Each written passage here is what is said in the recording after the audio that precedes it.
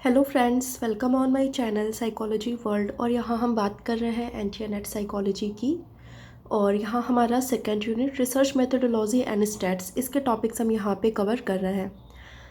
आज की video start करने से पहले मैं बता दूं कि एंटी एनेट JRF 2021 का क्रैश कोर्स स्टार्ट हो रहा है 22 फेब से। और आप में से जो लोग भी इंटरेस्टेड हैं वो नीचे दिए गए नंबर पर मुझे व्हाट्सअप कर सकते हैं, आपको पूरी इन्फो वहाँ पर मिल जाएगी। इसके साथ ही साथ में GDC का भी क्रैश कोर्स स्टार्ट हुआ है 45 डेज़ का, वो भी 22 फेब से स्टार्ट हो रहा है। आप में से जो लोग भी इंटरेस्टेड हैं वो नीचे दिए गए व्हाट्सअप नंबर पर मुझे कॉन्टैक्ट कर सकते हैं। इसके अलावा एंटी एनेट JRF के नोट्स भी अवेलेबल है इन बोथ मीडियम। अगर आप इंटरेस्टेड हैं तो मुझे आप नीचे दिए गए नंबर पर व्हाट्सअप कर सकते हैं, आपको वहाँ पर पूरी इन्फो दे दी जाएगी।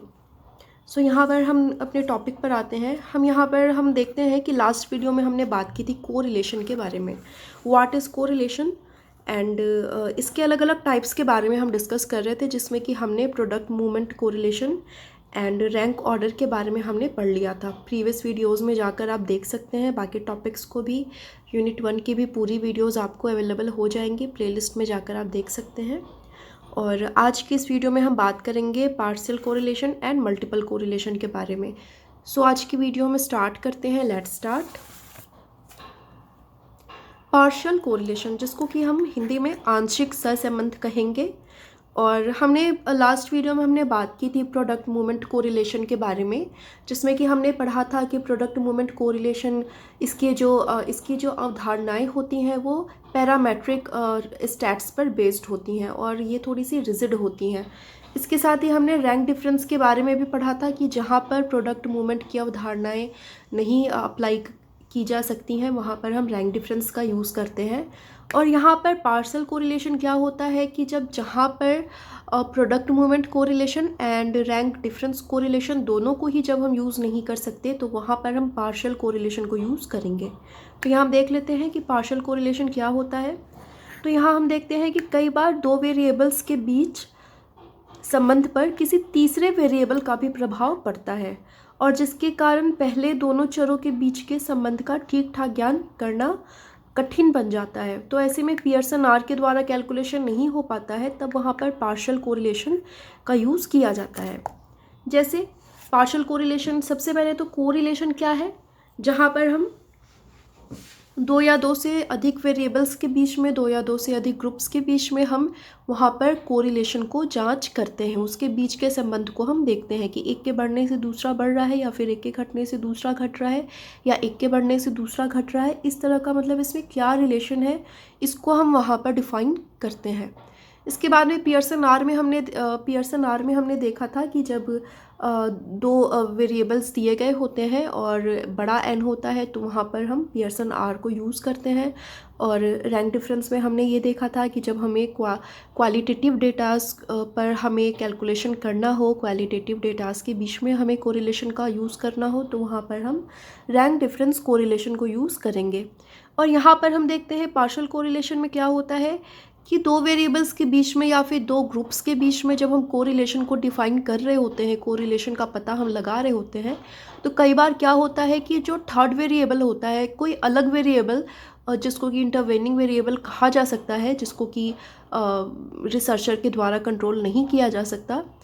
यहाँ पर हम देखते हैं कि दो वेरिएबल्स के बीच के संबंधों पर एक इंटरवेनिंग वेरिएबल का भी इफेक्ट पड़ता है, जिससे क्या होता है कि जिससे कि हमें जो मेज़र करना है, हमें जिन दो वेरिएबल्स को मेज़र करना है उसके बीच के रिलेशन को हम मेज़र नहीं कर पाते हैं, वहाँ पर इंटरवेनिंग वेरिएबल भी बीच में आ जाता है, तो वहाँ पर कन्फ्यूज़न क्रिएट होता है।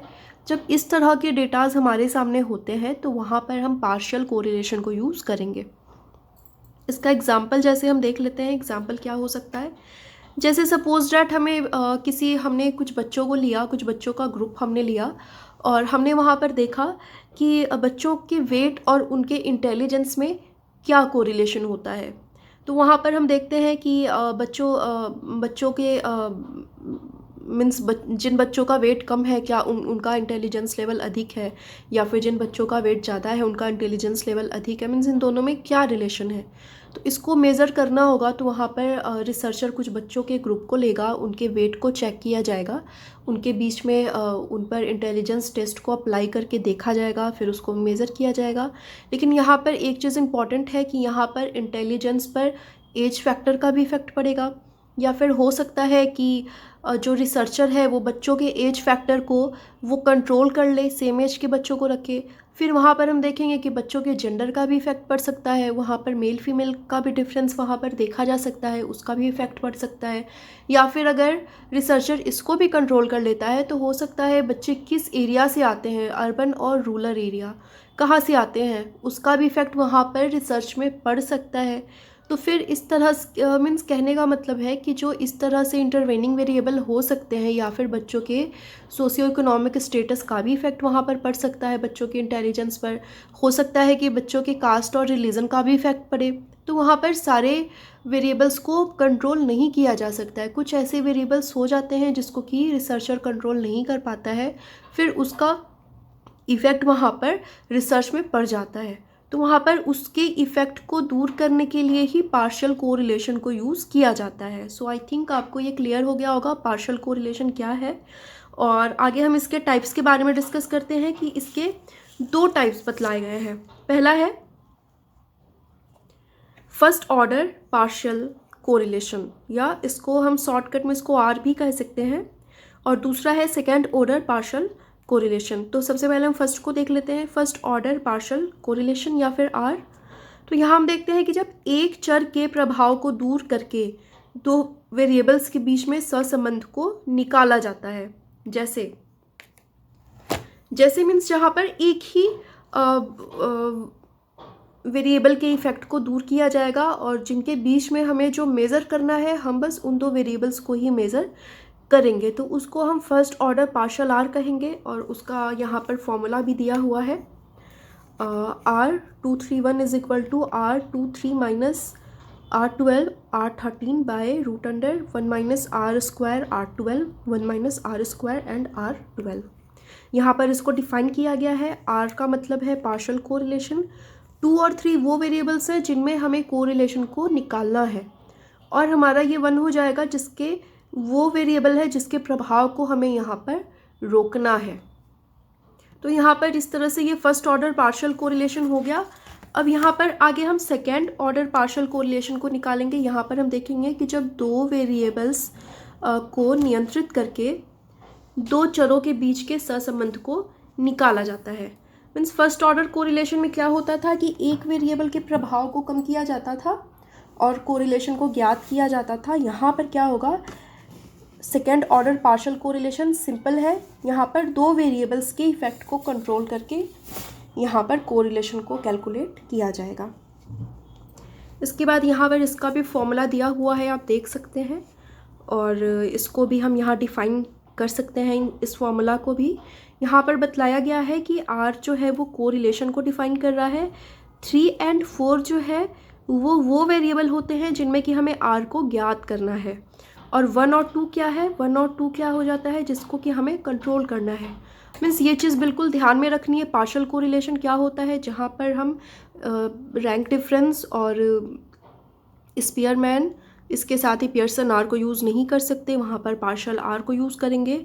जब 2 वेरिएबल के इफ़ेक्ट को देखना हो, उनके संबंध को देखना हो, लेकिन तीसरा वेरिएबल भी उसमें प्रभाव डालता है, तो वहाँ पर कैलकुलेशन के लिए हम पार्शियल कोरिलेशन का यूज़ करते हैं। इसके 2 टाइप्स बतलाए गए हैं, first order partial correlation and second order partial correlation. तो यहाँ तक आपका ये बिल्कुल आपका क्लियर होना चाहिए।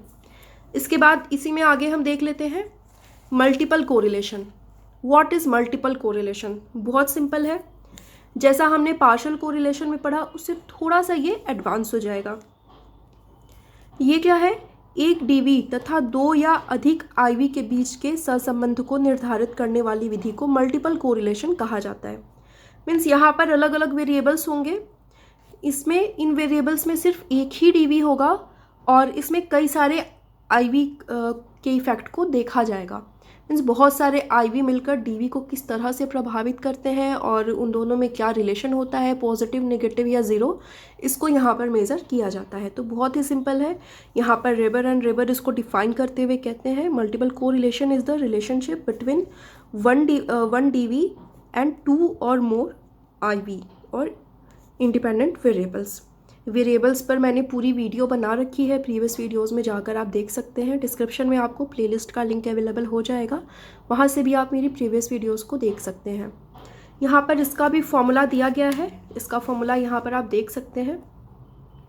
सो आपको यहाँ पे क्या करना है, अपने कॉन्सेप्ट को बिल्कुल क्लियर रखना है। कोई भी पूछे पार्शियल क्या है, मल्टीपल कोरिलेशन क्या है, तो बिल्कुल एक लाइन में आपको बताना होता है। मल्टीपल में ध्यान रखना है एक डीवी होगा और दो या दो से ज़्यादा आईवी होंगे, उनके बीच के रिलेशन को यहाँ पर मेज़र किया जाता है।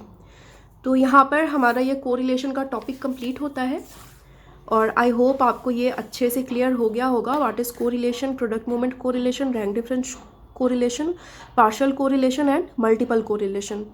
तो आज की और आगे हम देखते हैं कि कुछ स्पेशल कोरिलेशन मेथड्स के बारे में बतलाया गया है, by serial, point by serial, और आगे भी ये इसमें भी 4 टॉपिक हो जाएंगे जिसको कि हम नेक्स्ट वीडियो में देखेंगे। तो आज की वीडियो को हम यहीं तक रखते हैं। आज के लिए इतना ही। Thank you so much.